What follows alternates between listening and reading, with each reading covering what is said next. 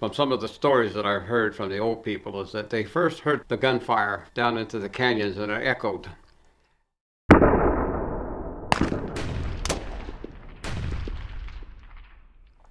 And they weren't sure what exactly was happening.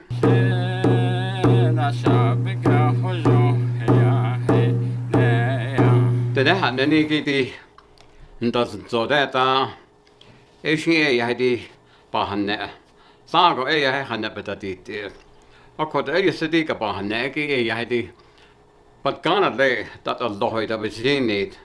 That is ei sinti ei peotle hidikin le tapa maita that ei tapa steza that ei to chada that ei si ja kage ja kahat ei ko se ei hädi. Kobe otle hinteen lo se ei hädi kat atata hol ha sit ei hädi kitse kaido. As they about just ego she I nati that a new go I about the hotel day at the loy. But Ganak as he the Yosio a Kit Carson, but at Nisha. The Dika had ne keep it that it doesn't so that a she bit on that. I don't not kai hat nenegi, not kai spy a yesa. A she I did got a dot as ye had the deeds I was she I did according to near the naked and bahande. A she but on doesn't so she I did hanne. Or just dust, I'm not going to see that all day. In the story of our people, when they encountered the harshness of the Mexicans, and that, as I mentioned, that the General Carson had a lot of control as to what the United States Congress and the leaders in Washington would take his advice. And so they decided that, they should resolve this Indian problem, especially among the Navajo and the Apache. In fact, they sent 6,000 strong military force after just to capture one man, Geronimo. But the Dene, they had as many military people in that to round up all of the Dene and imprison them as well. One person that knew where all of the old trails and the old strongholds were of the Dene was a man that's known as Kit Carson. Now you have to understand the relationship that Kit Carson had with the Dene. Years past, he was a trapper, and in the Navajo language, the word for trapper is a atalohi, odlehi, and it was that he would set traps, of course, to capture the beaver and all of the other raccoons and other animals and that they could collect money for their skins. But he was a trapper up in the mountains of San Juan, also the area that is known as Mount Hesperus, the sacred mountain area. The Dene had found him almost near death. Somehow he had injured himself, and they took care of him until he regained his health. But he lived among the Dene for several years, and he learned much of the language, and they took him places where they showed him all of the strongholds of Chelly and some of the other areas in the land of the Dene. And so he knew. And that was probably one of the main reasons that Major Carlton decided to recruit Kit Carson. And he was an officer in the Union Army. He was given a command of several thousand Mexican volunteers. And the Mexican volunteers are the ones that had a great hatred for the Dene. He was put in command of the Mexican regiment and the people that would help him round up the Dene. And so those were the situations at that time. The conditions with the Dene living in the land of the Netra, the mountain area for the Netra cuts right down the middle of the Netra, and it starts all the way from what present-day Cortez going south. And the mountains, of course, extend down toward what is now Continental Divide and on down into to New Mexico and Arizona. But the land areas to the east of those mountains is kind of a flat area, looks more like a plains area. And then to the west are a lot of canyons that are from all the way north from the Grand Junction, Colorado, going into present-day Utah and into Arizona. There's a lot of canyons, sandstone canyons and cliffs and so on. And one of those places is just west of the Chuska Mountains, and that is the place known as Canyon de Chelly, or in our language they call it Chenle or Seye, and or Teye. Seye would be in the sand. Teye would be within the rocks, and our people lived in those areas. And Canyon de Chelly is a very large area, and there's of course one of the main exit of the canyon is just the cliffs are not very high, and they slope off into the plains to the west. But there are three main canyons, and inside the canyons, those walls of the canyons are some places, I guess, over 1,000 feet. But they are steep canyons, and all these canyons, of course, have very small canyons and that branch off of them. And back in those days, it seems like every canyon had a specific group of family members in that lived in those areas. So each one of those small canyons that would lead off of the three main canyons had a name. They had specific names, and so it was like a street address, and that for all of that community, and it was a thriving place. They had lots of water. They had places they could plant fields of corn, squash, beans, melons, and many different orchards in that. They could plant peaches and apricots, apples, and cherry trees. And so there was a lot of agricultural activity that took place in there, and also they had their herds of sheep. And a lot of times they might have their main sheep camp up out of the canyon, along the top of the canyons and that.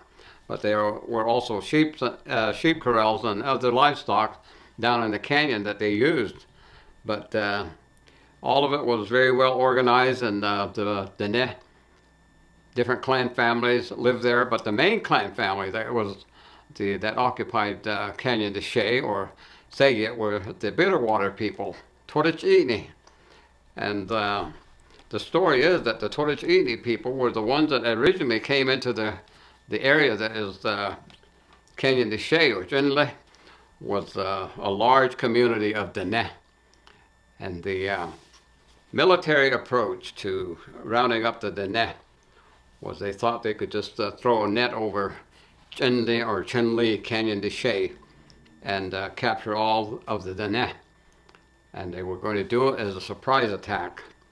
And the way that they did it, of course, is around the middle of December, when it had snowed and it was very cold, that they took probably 1,000 or so Mexican volunteers, led by Kit Carson, into the Canyon de Chelly from the west, came in and pulled off the surprise attack. From some of the stories that I've heard from the old people is that they first heard the gunfire down into the canyons, and it echoed.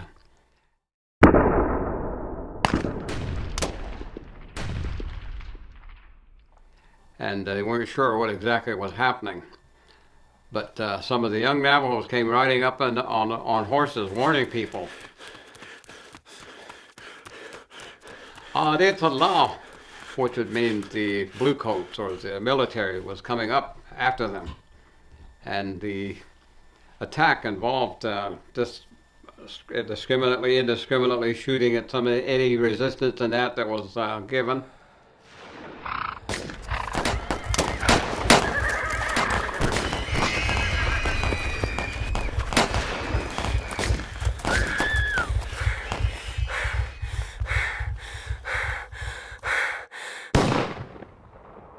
Story that we are told is that as the attack was taking place into the entryway and the military was coming up, that the Dene that lived in the canyons, and as these three fork of the canyons, they began to make their escape out of these trails.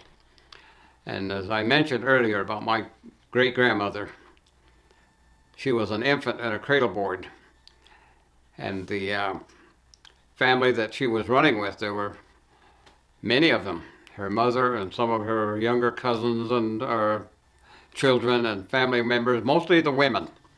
And they had a path that they could climb out of the canyon as they tried to escape ahead of the military that was coming up the canyon. But when they reached the top of the rim of the canyon, they found that there were bluecoats and that were riding around in the cedar trees and covering that area and making sure that nobody got away. But the group that my great-great-grandmother was with, they hid and they made their way out through the among the soldiers that were patrolling at the top of the canyon. And their goal was, of course, to head to the Cheska Mountain. That would be to the east of Canyon de Chelly. And they had all of their belongings, or what they could carry, and all of the young children, and of course my great-grandmother being in a cradle board. I'm sure there were other children in that in cradle boards as well.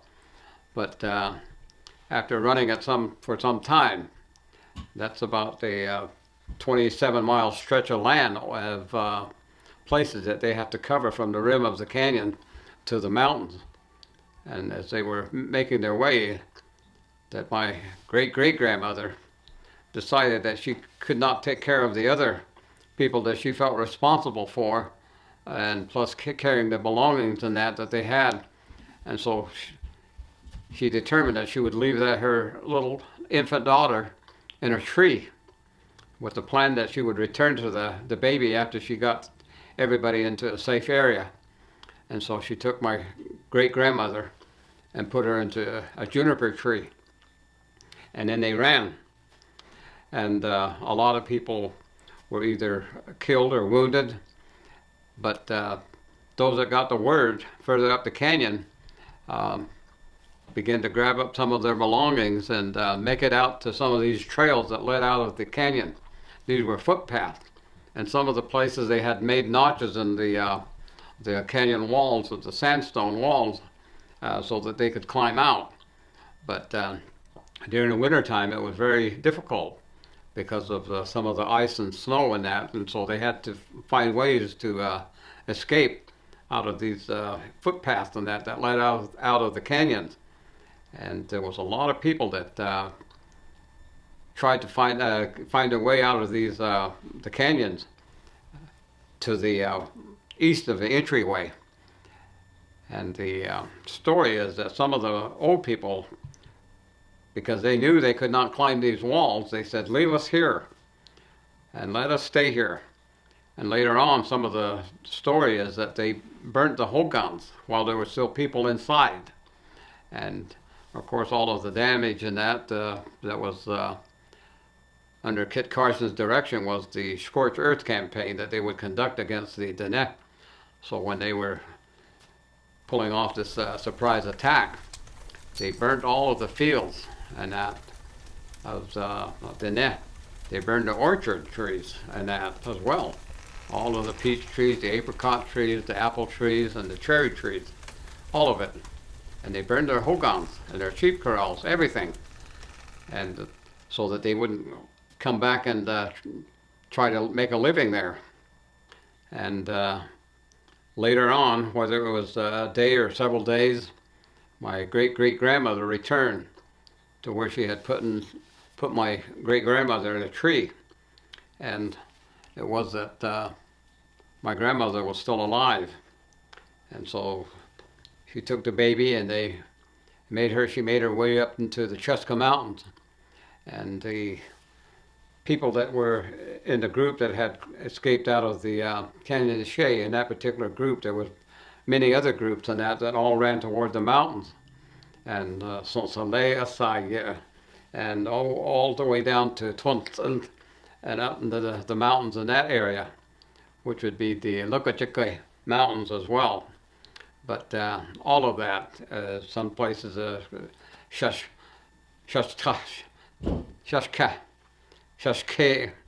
all of those different Cheska Mountains.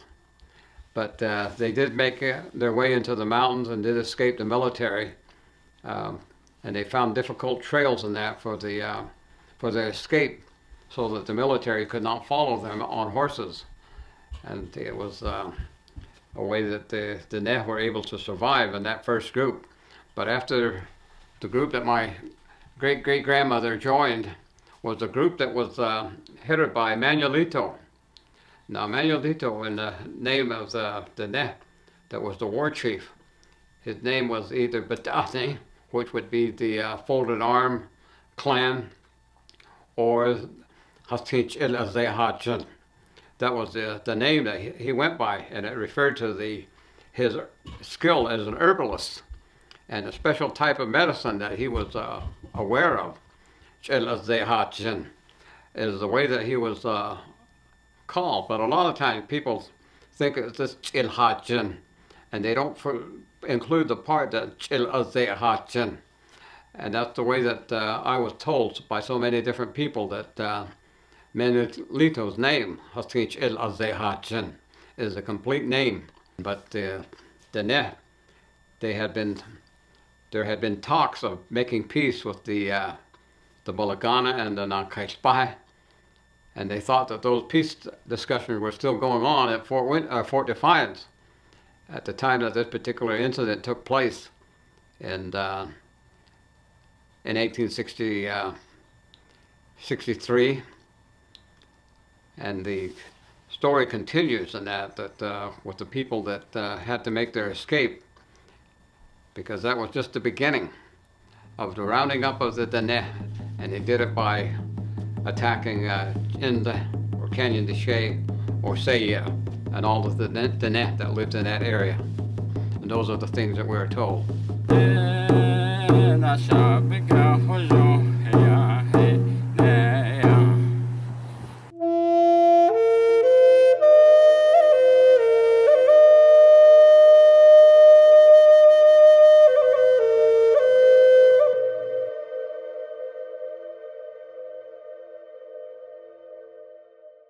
Hey, thanks for watching our videos. If you like what you see, don't forget to subscribe and hit that notification bell so you never miss one of our uploads. Also, head over to our website, NavajoTraditionalTeachings.com. Sign up for our email list. Okay.